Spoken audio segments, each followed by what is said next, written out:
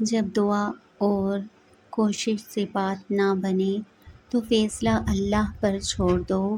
اللہ اپنے بندوں کے بارے میں بہتر فیصلہ کرنے والا ہے۔ کچھ مشکلات اس لیے بھی آتی ہیں کہ تم سنبھل جاؤ، ٹھہر جاؤ، نکھر جاؤ۔ یقین کیجیے اللہ کے فیصلے ہماری خواہشوں سے بہتر ہوتے ہیں۔ انسان جس کو مشکل سمجھ رہا ہوتا ہے اللہ کی نگاہ میں وہ آسانی ہوتی ہے۔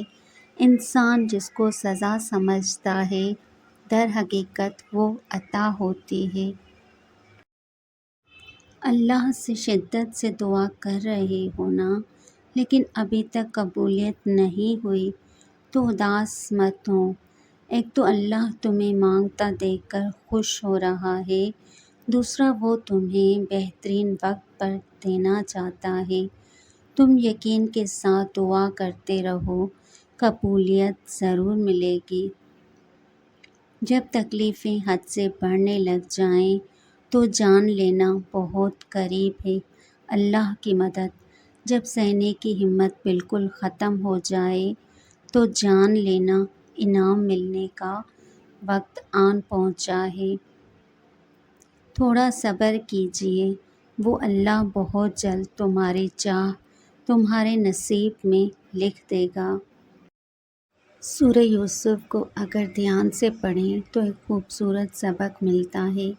زندگی میں بھلے آپ کے سب سے قریبی لوگ بھی آپ کے خلاف ہو جائیں، لیکن جب تک اللہ پر بھروسہ رکھتے ہیں اور صبر کرتے ہیں تو اللہ رب العزت آپ کا درجہ بلند کرے گا، اور ایسی ایسی جگہوں سے آپ کی مدد ہوگی آپ کے گمان میں بھی نہیں ہو سکتی تھی۔ اور وہ اللہ اس بات پہ بھی قدرت رکھتا ہے کہ اندھیروں اور تاریک لمحات میں بھی آپ کے لیے دروازے کھول دے گا۔ بس اپنے اللہ پر بھروسہ رکھیں۔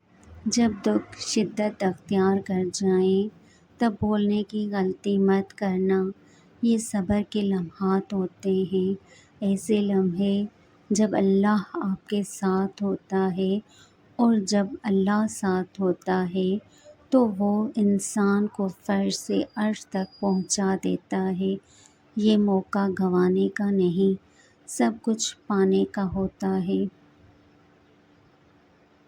اور سوچو، جس شخص نے اللہ کے ہر فیصلے پر سر جھکانا سیکھ لیا اور صبر کر لیا، اسے پھر دنیا کی کون سی چیز توڑ سکتی ہے۔ بس لوگوں کا ڈر ختم ہو جاتا ہے اور ان کی باتیں دکھ نہیں دیتی، کیونکہ تب دل یہ سوچ کر مطمئن ہو چکا ہوتا ہے کہ اللہ کافی ہے۔ بے شک اللہ صبر کرنے والوں کے ساتھ ہے۔